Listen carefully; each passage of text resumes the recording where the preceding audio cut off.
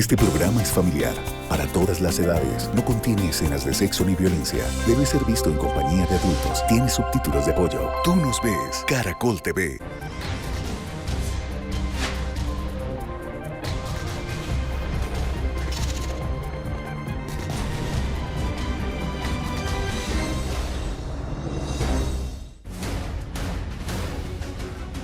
Buenas tardes, soy Diva Yesurún, la única diva de la televisión colombiana, y hoy el equipo de periodistas investigadores de Expediente Final presenta ante ustedes cómo fueron los últimos días de vida del recordado actor Fabio Restrepo, quien murió víctima de COVID. Fabio se cuidó todo el tiempo de que no lo fuera a atrapar el virus, pero era algo que era inexplicable. Y yo pensé, hijo de macha, duro eso. Trabajó en Sin Tetas No Hay Paraíso, Escobar, el patrón del mal, Sumas y Restas, Rosario, Tijeras y muchas producciones más.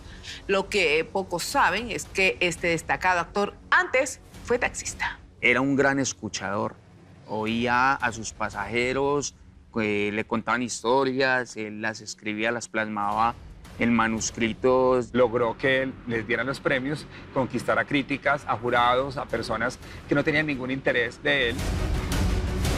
Fabio se sentía mal, tenía un fuerte dolor en las piernas. Fue a la clínica, lo internaron y ahí se contagió de COVID. Al poco tiempo su hijo Andrés también adquirió el virus y murió. El actor sentía que se iba a enloquecer de dolor. Lo más triste de todo es que ellos dos aparentemente los contagió el hijo mayor, quien hoy vive con el dolor de esa duda. Yo, la última vez que vi a mi hermano, le darle la mano y abrazarlo fue el 24 de diciembre. Nunca más.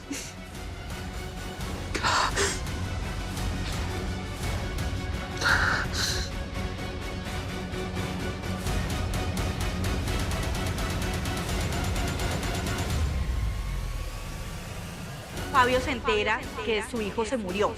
Cuando Fabio se despierte va a ser súper duro. Y esta noticia fue devastadora. Descansen 2 días. Parece que viene mucho trabajo para ustedes. Fabio Restrepo nunca pensó ser actor. Su taxi le daba para cubrir los gastos necesarios para mantener a sus 4 hijos y con eso vivía tranquilamente. Sin embargo, era un hombre carismático e inquieto y le encantaba hacer sentir felices a sus pasajeros. Eso le cambió la vida. Mi papá era un taxista de Medellín, que era un gran escuchador. Oía a sus pasajeros, le contaban historias, él las escribía, las plasmaba en manuscritos, ya fuera en hojas de papel, de grabado, lo que tuviera al lado para poder plasmar la historia que le estaban contando. Él lavaba carros hace muchos años y en una de esas noches que estaba lavando carros, él dice que se le vino como un poema así de la nada. Él dice que ese fue como una premonición, porque él nunca se imaginó que iba a salir en cine. El año 2004 divide en 2 su vida. Sumas y Restas fue la película que despertó el talento que guardaba en su interior. Sumas y Restas fue una película pues, que a todos nos tocó el corazón, porque era una historia paisa, y para nosotros era increíble que un actor natural lograra una verdad tan fuerte en cámara. Víctor Gaviria lo buscó a él porque había escuchado de sus historias, había una publicación, un libro, y él quería llevar al cine esas historias.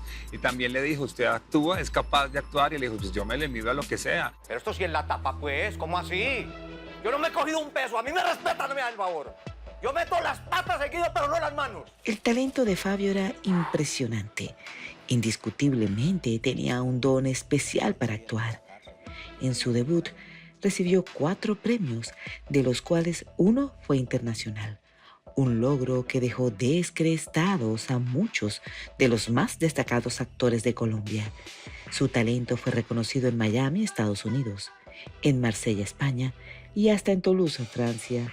Fabio se miraba al espejo y no entendía a qué hora se volvió un actor famoso. Definitivamente Gerardo, su personaje en la cinta Sumas y Restas, cambió su vida. No había hecho nunca un taller, lo único que había hecho era Sumas y Restas, que le había ido muy bien, porque pues yo creo que el personaje que se robó además el show de la película por esa capacidad histriónica que tenía Fabio.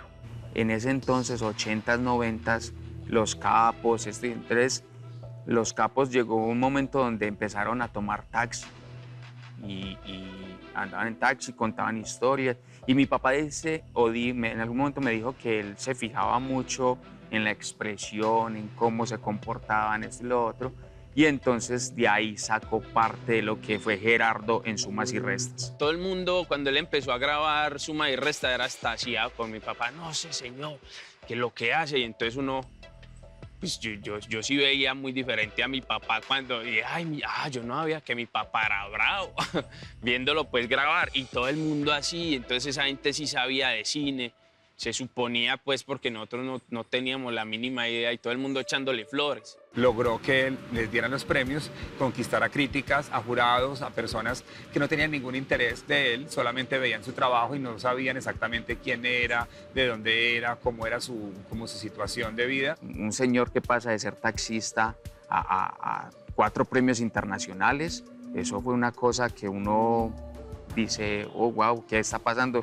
Nos tiraron en el lugar equivocado, ¿qué fue lo que pasó? Porque sí fue demasiado abrumador para nosotros. Obviamente Sumas y Restas le dio a él una visibilidad muy grande. Creo que económicamente no se vio muy bien retribuido su trabajo, porque él, desde la manera jocosa que siempre contaba las cosas, también contaba que económicamente se aprovechaban un poco de él porque siempre lo negociaban muy barato para su trabajo. Le prohíbo mirarla, le prohíbo tocarla, le prohíbo pensarla, le prohíbo de todo, hermano, de todo. Ella es invisible para usted. Suerte, lo vi. Decidió que la actuación era lo suyo. Sin pensarlo 2 veces, empacó maletas. Se despidió de su vida en Medellín y junto a su familia se radicó en Bogotá. Sin embargo, el resultado no fue el esperado. Se quedó en mi casa, caballerazo Fabio, en todo el sentido de la palabra. Una persona súper decente, súper culta, acomedido a todo. Un gran tipo, ahí nos conocimos. Después de Sumas y Restas, mi padre se queda como un lapso de tiempo amplio esperando, porque como no manejábamos el tema, nosotros pensábamos que ya apareció en cine, en cualquier momento nos volvemos millonarios, hijo de madre, y caen proyectos de aquí. No, eso no funciona así. Yo sí pensaba, cuando salga la película van a conocer a mi papá y además que vamos a terminar viviendo en Estados Unidos. Y uno se sueña de todo. No es para nadie un secreto que el medio de la televisión, un día sí tienes o un día no tienes. Un año trabajas, 3 años no, y entonces no era para nada la excepción Fabio Restrepo. Entonces él también se la seguía luchando y pues ese cuento de subírsele a la fama, pues ¿de dónde si con la fama uno no come? Pasó de vivir en la comuna 13 de Medellín al Portal de Techo en el sur de Bogotá. Su futuro era incierto. No tenía trabajo, no conocía la ciudad y tenía muy pocos amigos. Los momentos se tornaban duros para la familia Restrepo Posada. Vendemos muchas cosas para podernos trasladar, para pasar unos meses allá. Hermano, o sea, eso no es así de fácil, no fue así de fácil. Nosotros nos fuimos de Bogotá porque no pasó nada. Se acabó la plata de las cosas que vendimos, de los ahorros que tenía. Fuimos a Bogotá, nos quedamos un tiempo, no pasó nada. Volvamos a Medellín. Cuando ya se devolvió para Medellín, que él estuvo viviendo en mi casa una temporada más o menos larga, vinieron todos a despedirme, o sea, a llevárselo y a despedirse. Eso fue muy bonito ahí en la esquina del teatro. Lloramos todos y fue una cosa bien emotiva. De repente, una luz de esperanza llegó a su vida. Fue convocado para formar parte de la serie Sin tetas no hay paraíso. Bienvenida a mi vida, tesoro. Ay, qué dicha, estoy feliz, mamita. Muchas gracias, papito. No, a ti, a ti, a ti. Ahí compartió set con María Adelaida Puerta, Sandra Beltrán, Patricia Hércole, Marilyn Patiño, Mauricio Mejía, Marlon Moreno y muchas más figuras de la actuación nacional. Su personaje se llamó Marcial Barrera. Nunca en la vida me habían hecho una visita tan particular. Hablar de mujeres. Pero no es de cualquier mujer de la que vengo a hablar. Yo pienso que el director lo quería conocer porque a él no le hicieron cast. Él lo llamaba, yo fui con él, yo me le pegaba para todas partes. Y yo fui con él a Bogotá y el casting fue a hablar con él. Hablaron con mi papá y ya le dieron el papel. Yo pienso que lo que quería el director era saber si mi papá era que aparecía como Gerardo o era un man buena gente. Bueno, don Marcial, ¿le puedo pedir otro favor? Claro, lo que sea. ¿Será que usted nos puede mandar 2 escoltas? 2 escoltas. ¿Por? Marcial y la Diabla eran como la pareja ideal, cada uno en lo suyo. Él, el supernarco que tenía todo el dinero y ella que siempre quería estar llena de lujos y de cosas y no le importaba realmente que hubiera dejado a Catalina, realmente ese era como su fin. Nos estamos equivocando feo. Sí, señor. Fue muy bonito porque pues, era el primer proyecto de él en televisión y tuvo un personaje bastante relevante que fue Don Marcial. El personaje que yo interpretaba era Pelambre, que era el conductor de Don Marcial. Entonces eso hizo que nosotros en la serie siempre estuviéramos muy juntos. Diosito, qué tallazo. Nunca había visto tan feliz al patrón. Pero es que yo también estoy muy feliz, negrito. Fue mostrarle a la gente cómo en estos barrios populares se inducían a las niñas muy jovencitas, hasta menores de edad, cómo se inducían a la prostitución. Pues estaba un poquito ocupado, pero... ¿qué carajo? Yo mando a recogerlas. Sinteta se estaba contando algo que no se había contado, mostraba a las mujeres como no se habían mostrado. Siempre se respetaba mucho la figura femenina, pero no se había mostrado ese otro lado. Esa mujer vista como una muñeca, como un objeto sexual, que mostraba incluso en el intro, en el cabezote de la telenovela, donde se empaquetaban a las mujeres como si fueran muñecas de plástico. No preocúpese porque es que usted va a volver famosísima. Va a estar en revistas y periódicos de todo el país. Ay, no, ¿qué es esa hecha tan grande? Sí, nos sorprendió un montón que causara como tanto boom en la sociedad y que además traspasara el charco, porque hasta en España hicieron su propia versión. O él quería empezar a tomar carrera. Y eso sí lo estalló. Ese Marcial Barrera, eso sí fue una cosa que empezó siendo un papel de traqueto. Fabio Restrepo en Gerardo Sumas y Restas y Marcial Barrera en Sinteta No hay Paraíso eran 2 traquetos totalmente diferentes. Uno era arrogante y el otro era muy gracioso. Si quieres ir de compras, ahí está Pelambre para que te lleve. Mi héroe. Ay, él es todo bonito, ¿cierto? Yo no le veo nada de bonito a ese negro caremico. Ay, a mí no me parece caremico, a mí me parece muy lindo. Eso hizo que él se volviera mucho más exitoso todavía y fuera conocido también hasta internacionalmente. Y de ahí empezó a seguir personajes como del mismo tipo, porque diría yo su aspecto físico, su acento, su barriguita, podía dar ese tipo de personajes que tiene uno en el imaginario colectivo, que así son los narcos. La vida le cambió. Fue impresionante todo lo que logró a punta de talento. Poco a poco se fue convirtiendo en una importante figura de la televisión a nivel nacional. Ni él mismo entendía cómo lo estaba logrando.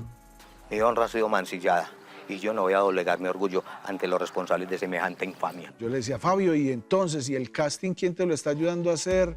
Entonces me decía, hermano, es que yo le soy sincero, a mí me da miedo actuar. A mí me dicen 5, 4, 3, 2 y a mí se me pone todo como en negro, hermano. Y cuando termina la escena, yo ni siquiera me acuerdo qué fue lo que dije. Entonces ya no te creo, Fabio, no te creo, me estaba hablando carreta. Precisamente fue en una escena de besos. Él creo que nunca había tenido una de esas y me decía, ¿cómo se besa, Sandra? Cuéntame, ¿qué es lo que tengo que hacer? Y yo le decía, pues Fabito, normal, un beso normal, eso sí, súper importante, sin lengua. Aquí uno no mete la lengua. Y él decía, ¿en serio? Porque es que donde mi mujer me vea, mejor dicho, me cuelga. Fabio era un hombre muy intuitivo para salir de la realidad a la ficción. Él podía hacer ese tránsito con una enorme capacidad, como si fuera un actor de mucha experiencia. Yo todavía no puedo creer que esté aquí. ¿Por qué? Es que todo es así como tan rápido. Fabio tenía una confianza en él. O sea, es raro, ¿sabes? Porque desconfiaba, obviamente, por no tener academia, por no pertenecer, digamos, al grupo de actores, porque viene de todas maneras de otra formación, no totalmente académica dentro de la actuación. Entonces sentía temor por eso, pero cuando estaba en el escenario, cuando estaba en el set, sacaba la confianza que tenía en él. Era para él muy complicado entender que él hacía parte de ese gremio. Era muy difícil porque en las entrevistas que yo le realizaba, él decía, oiga, hermano, es que yo no lo puedo creer que estuve al lado de ella, estando trabajando tan cerquita, todos esos actores, y uno tan montañero, uno tan de pueblo. Alguna vez, como anécdota, me decía Edison, él me decía, maestro, yo creo que a veces los papeles que hago de malo me reflejan en la calle como si yo fuera así. Y hay muchas personas que a veces hasta me han tratado mal por hacer de malo. Él siempre fue la misma persona. Era la misma persona cuando lavaba carros y la misma persona que estuvo en alfombras rojas en eventos muy importantes. O sea, él nunca cambió, siempre fue el mismo sujeto de barrio, sencillo.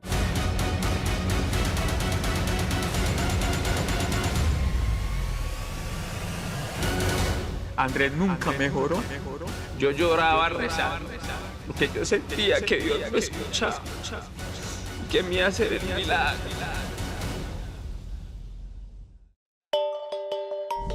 Entonces, ¿por qué carajo nos llamaron? No aquí como un idiota todo preocupado y usted ni una llamada. Expediente Final está llevando hasta sus hogares la cronología de la muerte del actor Fabio Restrepo, el recordado Marcial Barrera de la serie Sin tetas no hay paraíso, quien debutó en la actuación gracias a la película Sumas y Restas.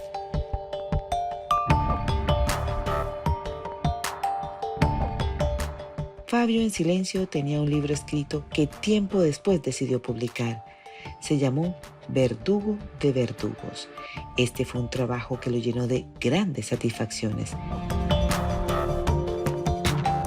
Fabio estuvo en la cárcel por un error del hermano. Entonces, y cuando estuvo en la cárcel, él ahí dijo, bueno, ¿en qué invierto? Porque era inquieto totalmente. Decidió utilizar ese tiempo libre en la escritura del libro. Él ni siquiera sabía que él era escritor. Mi padre, una de las editoriales más grandes del país, Planeta, le publicó un libro y fue el 7º libro más vendido en Colombia. No recuerdo el año. Entonces, mi padre lo que hizo fue escribirlas para él y terminó siendo un libro y terminó, digámoslo, trascendiendo fronteras porque se vendió en España.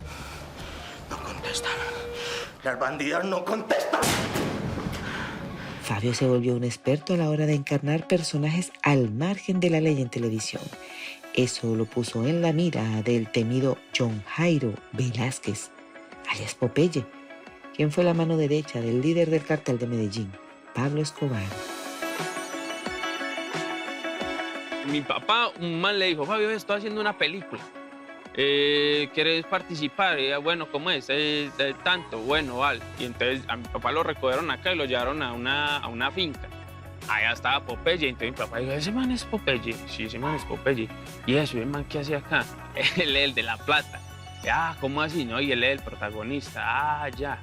Y entonces grabaron la película y se hicieron migas. De hecho, mi papá no montó fotos con Popeye, lo montó alguien más y lo etiquetó.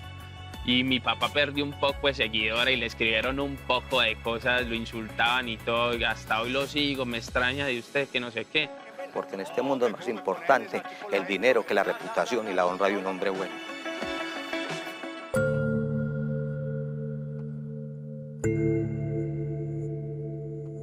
Llegó el 2020 y con el nuevo año aparecieron nuevas dificultades económicas, producto de la pandemia COVID-19. Hoy el gobierno confirmó el primer caso de COVID-19 en nuestro territorio. Muchos actores les tocó muy complicado, porque además comenzó que son 3 días, ¿no? Que vamos a hacer una cuarentena y que ahora ya todo cerrado y todo se acabó para nosotros, se cerró absolutamente todo. Yo no estaba como en la disposición de generar contenidos de ningún tipo, porque estaba asustado. Cuando nos encerraron y todas las producciones que estaban rodando en ese momento quedaron paralizadas, el panorama era realmente oscuro. Creo que a todo el gremio pues fue muy difícil para todos ellos, para todas las producciones pararon, los canales, en todos los ámbitos. Era muy difícil conseguir trabajo. Así las cosas, el paisa, que era muy emprendedor, decidió producir su propia serie llamada Oficina de Sicarios. Fue muy importante en medio de la pandemia. Nosotros fueron mucho tiempo donde el estrés nos estaba no solo consumiendo a la familia Restrepo, sino al resto del mundo. O sea, la pandemia nos estaba llevando a un punto donde pues, suena muy charro y hasta feo, pero era un grado de locura. Y entonces mi hermano, el mayor, dice, yo tengo un guión hace mucho tiempo escrito, se los voy a leer, empieza a leernos y creamos un canal de YouTube que se llama Restrepo SOS. Estaba haciendo contenido para un canal que tenía en YouTube, entonces nos recomendaba un montón que lo viéramos, que estaba muy divertido. Carlos. ¿Qué ordena, señor? No me queda más que felicitarlo.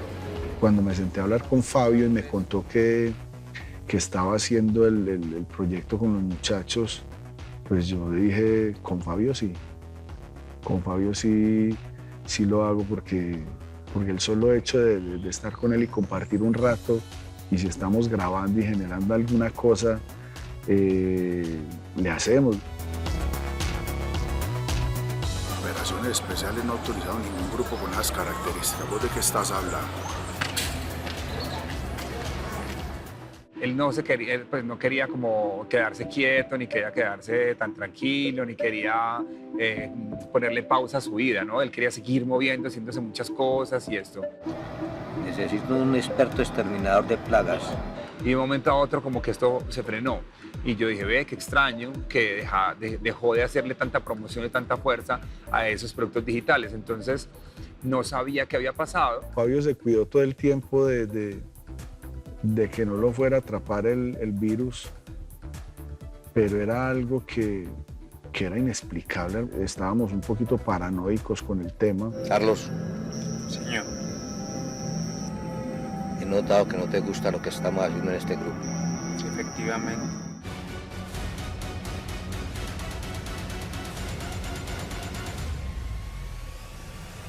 Mi padre los pañales, su materia fecal llegó a tocar la espalda y la engangrenó.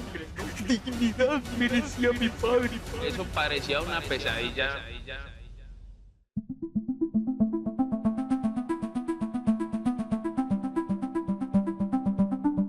No todo lo investigado ha sido revelado. Colombia está conociendo los últimos instantes de vida del actor Fabio Restrepo, quien en vista de que el COVID le había cerrado las puertas de la televisión a muchos actores, decidió emprender su propio proyecto televisivo, apoyado por su familia. ¡Hey! Y no se les olvida suscribirse a mi canal Restrepo SOS. ¿Y ese con quién es que está hablando? Él era muy orgulloso de sus hijos, él todo el tiempo estaba tratando de hablar de ellos, de impulsarlos, era como ese mamá gallina, ese protector, tratando de impulsarlos, de promocionarlos, porque evidentemente él era el más famoso de todos en la casa, entonces trataba como que sus hijos tuvieran la misma fama. Entonces eso fue como unirlos en familia, que creo que fue lo que pasó para todo el mundo en pandemia, y más haciendo algo que les apasionaba a todos. Para el mes de noviembre de 2021, Oficina de Sicarios dejó de ser un proyecto para convertirse en realidad. Cuando iban en la grabación del capítulo 5, la cosa empezó a ponerse de color castaño. Carlos. ¿Qué pasó? ¿Pasó de qué, Carlos? Yo creo que fue un poco de imprudencia de todos nosotros, porque realmente ya estábamos mamados de estar con un bozal día y noche y obviamente necesitábamos respirar. Necesitábamos volver a abrazarnos. Era algo tan loco ver una persona que vos querés y no podértele acercar y no poderla abrazar.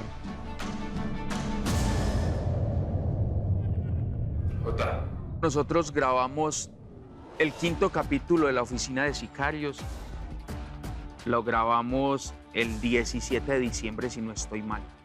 Y al parecer nos contagiamos ahí. Nos contagiamos porque yo también me contagié. Fabio ingresó a la clínica del Sagrado Corazón. El COVID-19 puso en jaque su vida. Él era hipertenso y era diabético. Entonces, en esos casos, con las caídas, esos accidentes, pues son de mucho cuidado. Y ellos lo hicieron con él, con Fabio. Lo llevaron a la clínica, pero en ese momento, tengo entendido, según Mauricio, no tenía COVID.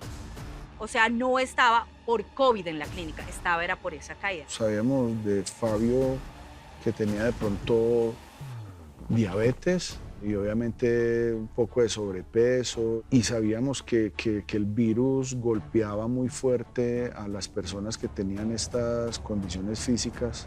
Entonces teníamos mucho miedo. Teníamos miedo cuando nos enteramos de que Fabio se había enfermado. Y yo pensé, hijo de macha, duro eso. Y ojalá que no vaya a caer en ese juego maquiavélico que el que entraba a la UCI ya no salía. Mi padre estaba vacunado. Mi padre estaba vacunado con 2 dosis de Pfizer. Mi hermano Andrés no. Mi hermano Andrés no estaba vacunado. Por favor, padre. Ya puede eso, padre. Fabio era una persona, era el motor de mi familia, de mi hogar. Y ver a tu padre que entra consciente, que entra bien, él me decía, mi hijo, yo me quiero ir para la casa.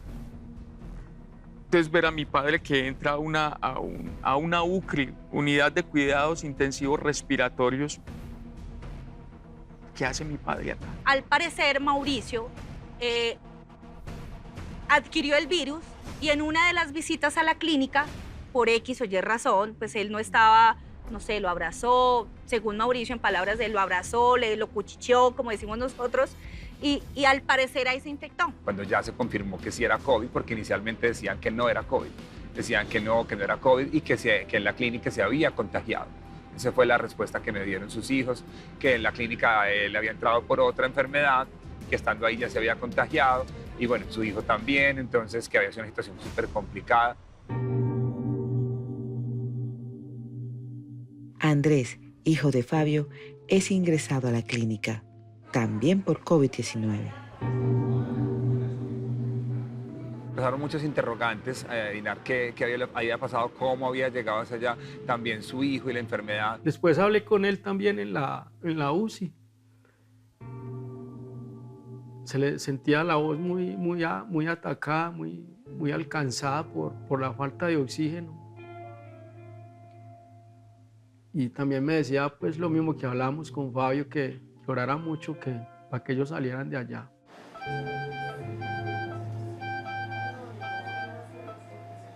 Andrés fue intubado, digamos que la salud del hijo mayor fue empeorando. La de Fabio también, pero digamos que fue como más despacio. Andrés dejó en embarazo a su esposa, entonces no era tomar la decisión de voy y me vacuno. Él estaba esperando que el médico que estaba tratando a su esposa embarazada dijera si se puede vacunar, no se puede vacunar. Él quería vacunarse con su esposa. Entonces ya no hubo manera de que él se pudiera vacunar. Andrés nunca mejoró.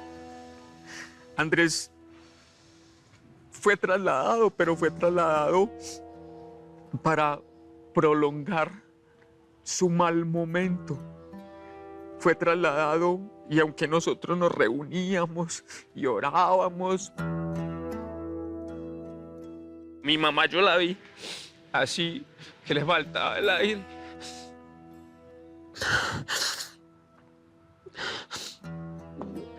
Pero no la quisimos llevar al hospital y mi hermano también estuvo muy mal y no se llevó al hospital y ellos sobrevivieron.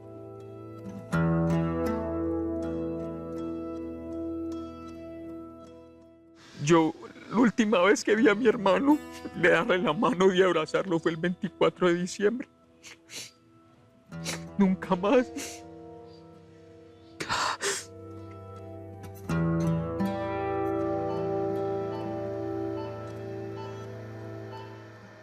El mayor hospitalizado y que nunca repuntó, nunca. Mi papá nos decía, no, hoy evolucionó, su papá da pasitos de tortuga, pero él evoluciona, pues mi hermanito nunca. Y mi hermano hacía ejercicio, él era una cosa así grande. Yo nunca pensé que él iba a hacer nada de eso. Y mentiras que antes lo llevó más rápido. Nos reunimos el 27 de diciembre, nos reunimos el 24, el 27 yo me empiezo a sentir muy mal, mucho. Yo pesaba 90 kilos, bajé a 72 en 15 días. A mí el COVID me estaba matando, yo iba a ser la 4ª víctima. Fueron muchos días hospitalizados por COVID. Uno de los grandes dolores fue que Fabio no se enteró de que sería abuelo. Su hijo, Andrés, en UCI, estaba dolido por no poder compartir con su papá. Mientras tanto, luchaba por salir adelante. La bebé que venía en camino lo mantenía con vida y con ganas de salir adelante. Durante ese proceso, esos 2 meses, yo creo que nos volvimos más, o yo creo no, yo estoy seguro que nos volvimos más creyentes todavía. Yo lloraba rezando, porque yo sentía que Dios me escuchaba y que me iba a hacer el milagro. Yo le decía a él que no perdiera la fe. Pues yo le dije, Fabio, tienes que ser fuerte, hermano. Vamos a salir de esta, hermano. Usted es un guerrero de Dios. Y él me decía, maestro, ore mucho por mí, que usted ora muy bonito. Con mucha fe siempre orábamos para que él superara todo eso y creo que lo estaba logrando. Gracias. Eso es todo. Por más que Andrés luchó, la fuerza no le alcanzó para mantenerse con vida. El 24 de enero de 2022 se despidió de este plano terrenal y voló. Atrás quedaron su esposa y la bebé que venía en camino. Andrés ya tenía una hija de 20 años, creo, una hija grande, y estaba esperando una bebé. Entonces eso le puso unos ingredientes demasiado difíciles para esa familia, porque dejó a una mujer embarazada y a una hija de 20 años pues sola. Yo creo que ese me dio no más duro que el de mi papá, pero fue más traumático. Mi hermano Andrés nunca mejoró. El COVID arrancó de la vida mía.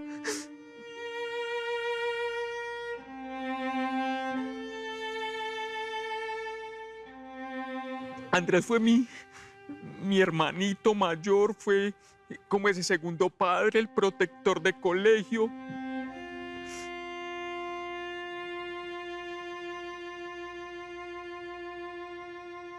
Creo que lo que se me venía a la cabeza siempre era cuando Fabio se despierte, va a ser súper duro saber que su hijo ya no está. Creo que uno como mamá o papá, lo último que quiere es que sus hijos se vayan primero. A los pocos días, por algún error de alguien en la clínica, por alguna imprudencia, Fabio se entera que su hijo se murió.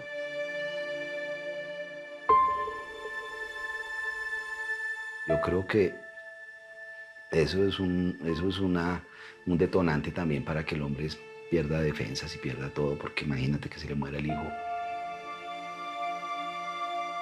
Y mi padre necesitaba la confirmación de lo que había escuchado en el anterior hospital. Necesitaba escuchar que su hijo Andrés ya no estaba aquí con nosotros. Ese fue el detonante. Ese fue el momento donde yo hablo con mis hermanos y les digo, ¿se la soltamos? Y entonces mi hermana dice, yo estoy de acuerdo. Mi hermano el menor dice, yo no. Y yo estaba de acuerdo, entonces por mayoría se lo dijimos. Hoy la familia denuncia negligencia por el trato que le dieron a Fabio durante su hospitalización. Un médico dice, Mauricio, su padre está mal. Ya lo sabía. Su padre tiene una úlcera por presión, mal llamadas escaras. ¿Sabes qué tenía? Tenía una úlcera por presión engangrenada en su espalda, hermano. Mi padre nunca fue aseado como debió haber sido. Mi padre, los pañales, su materia fecal, llegó a tocar la espalda y la engangrenó. Dignidad, dignidad merecía mi padre. Ustedes atendieron mal a mi padre. Tenía 4 catéteres infectados, 4 bacterias dentro de su cuerpo. ¿Es justo? No es justo. No lo fue. No le dieron el cuidado que necesitaba.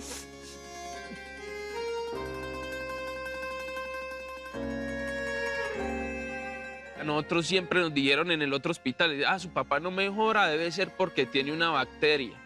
Y cuando lo llevamos al otro hospital nos dijeron que no tenía una bacteria y no 5. Ellos mismos nos dijeron, su papá lo tenían mal cuidado, mi papá tenía una llaga así en la espalda. Mi hermanita que enfermera dice que es mal cuidado, que lo tenían que estar volteando.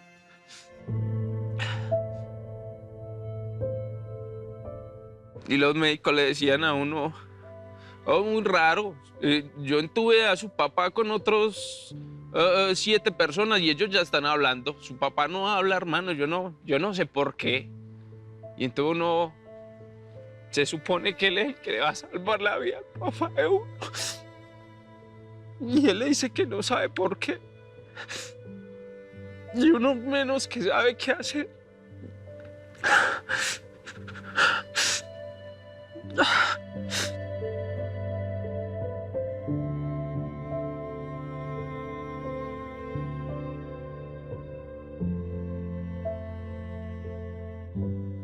Ese no fue un domingo cualquiera. Fabio murió 20 días después de la partida de su hijo Andrés. Una ausencia que llenó de preguntas y de mucho dolor a las almas de quienes los rodearon. Papá empieza, recuerda los monitores estos, empiezan a caer. Yo llego y agarro el pie de mi padre, lo beso. Y ese beso hizo que volvió y tomó aire para vivir. Mi padre sintió el beso, tal vez el beso más hermoso que yo le haya dado en la vida, pero yo era un beso de despedida y él lo tomó como un beso de aliento. Él sentía que debía quedarse. Pero había algo también en el otro lado que lo jalaba. No son bonitas ese tipo de noticias, no son las que esperas ni las que quieres recibir nunca. que alguien conocido, cercano, con el que hayas trabajado, con el que tuviste buena química, se haya ido. Y yo creo que la muerte de mi papá no nos dejó hacer bien el duelo de mi hermano, porque aunque a mí me duele mucho la muerte de mi hermano, la de mi papá es otra cosa.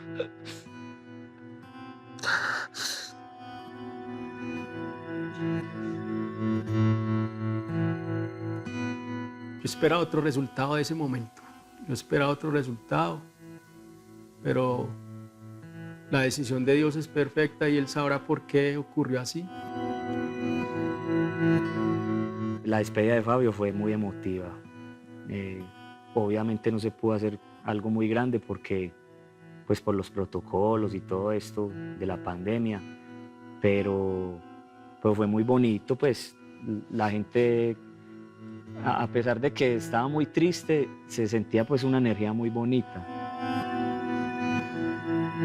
Ojalá su memoria perdure por siempre. Espero que todas las personas, siempre que vean una película de Fabio, lo recuerden y sepan que entregó su vida con ese talento tan grande que tenía.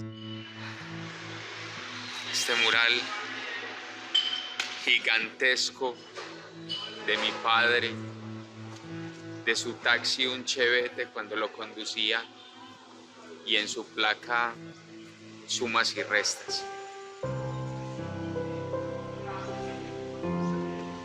¿Qué puedo decirles a ustedes? Mil y mil gracias a todos los paisas, a todos los seguidores de mi papá que hacen este homenaje tan hermoso, tan importante para sus hijos, para su familia. Yo mucho tiempo, por ahí mes y medio, que he peleado con Dios, que yo sabía y lo reconocía, que Él es mi padre, que Él me dio la vida. Pero eso, ¿qué pasó? ¿Por qué nosotros? ¿Por qué mi papá? Nuestras vidas no volvieron a ser iguales. Vivimos todos los días, valga la redundancia, al diario vivir, sin proyectarnos, esperando qué pasa, esperando qué va a pasar. Siempre nos quedamos mucho con esa forma de ser de Él y que esperamos siempre imitar su sencillez en donde estemos.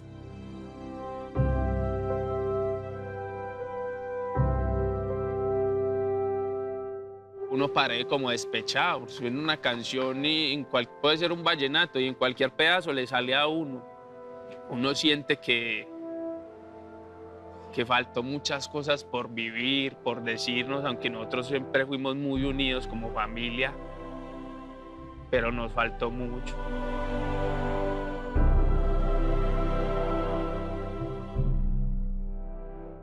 Muchachos, a los papás les regala más tiempo que plata. Lo aseguro. Tiempo, tiempo.